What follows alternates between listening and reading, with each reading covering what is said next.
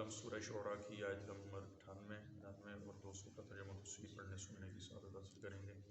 اعوذ باللہ من الشیطان الرجیم، بسم اللہ الرحمن الرحیم۔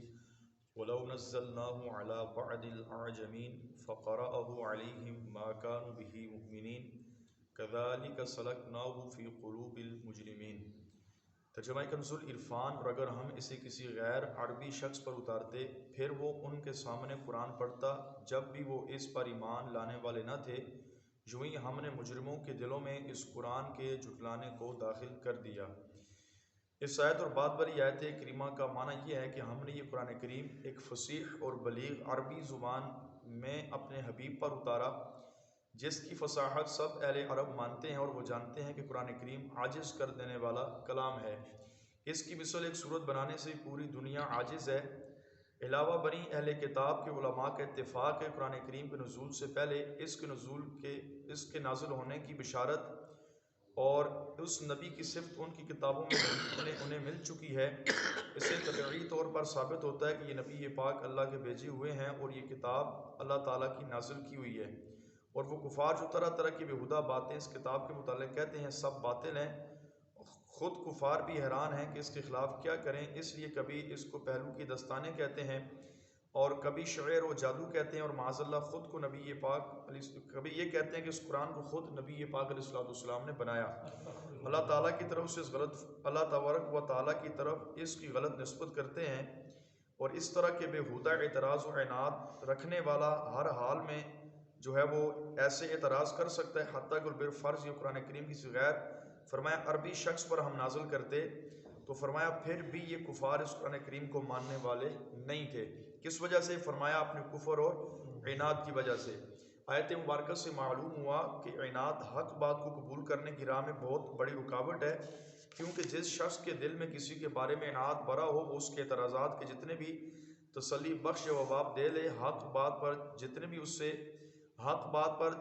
بھی اس سے ایک دلائل پیش کر دے، تو فرمایا عناد رکھنے والا جو ہے وہ کبھی بھی اس کے دلائل کو قبول نہیں کرتا۔ تو اسی طرح کفار مکہ کے دل کے اندر بھی نبی پاک صلی اللہ تعالیٰ علیہ وسلم کا بغض و حسد تھا، جس کی وجہ سے ان کو پتہ تھا کہ یہ قرآن اللہ تبارک و تعالیٰ کی کتاب ہے، اللہ کے حبیب ہیں، لیکن اپنے بغض اور حسد کی وجہ سے اس قرآن کو انہوں نے نہ مانا اور ہمیشہ ہمیشہ کے لیے جہنمی ہو گئے۔ یہی چیز ہمارے معاشرے میں پائی جاتی ہے کہ ایک مرتبہ جس شخص کے بارے میں دشمنی دل میں بیٹھ جائے تو اس پر طرح طرح کے بےہودہ اعتراضات شروع کر دیے جاتے ہیں۔ وہ اپنی صداقت و صفائی پر جتنے چاہے دلائل پیش کر اسے ماننے کے لیے کوئی تیار نہیں ہوتا۔ اللہ تبارک و تعالیٰ ایسے لوگوں کو عقل سلیم عطا فرمائے۔ اور فرمایا لا یؤمنون به حتی یروا العذاب العلیم فیأتیہم بغتۃ وہم لا یشعرون فیقولوا هل نحن منظرون افبعذابنا یستعجلون۔ وہ اس بات پر ایمان نہ لائیں کہ یہاں تک کہ دردناک عذاب دیکھ لیں، تو وہ عذاب اچانک ان پر آ جائے گا اور انہیں خبر بھی نہ ہوگی، پھر کہیں گے کیا ہمیں کچھ مہلت ملے گی، کیا ہمارے لیے عذاب کو جلدی مانگتے ہیں۔ آیت مبارکہ کا خلاصہ یہ ہے کہ کفار قرآن کریم پر ایمان نہ لائے یہاں تک کہ ان پر اچانک فرمایا عذاب آ جائے گا، انہیں اس کی خبر بھی نہ ہوگی۔ جب وہ عذاب کو دیکھیں گے تو حضرت زدہ ہوں گے اور کہیں گے کیا ہمیں مہلت ملے گی، اگرچہ پلک جھپکنے کی مقدار ہی صحیح تاکہ ہم ایمان لے آئیں۔ تو فرمایا اللہ تبارک و تعالیٰ کے عذاب کو دیکھ کر اس وقت ایمان لانا قابل قبول نہیں، اور فرمایا اس وقت کسی کو بھی مہلت نہیں دی جائے گی۔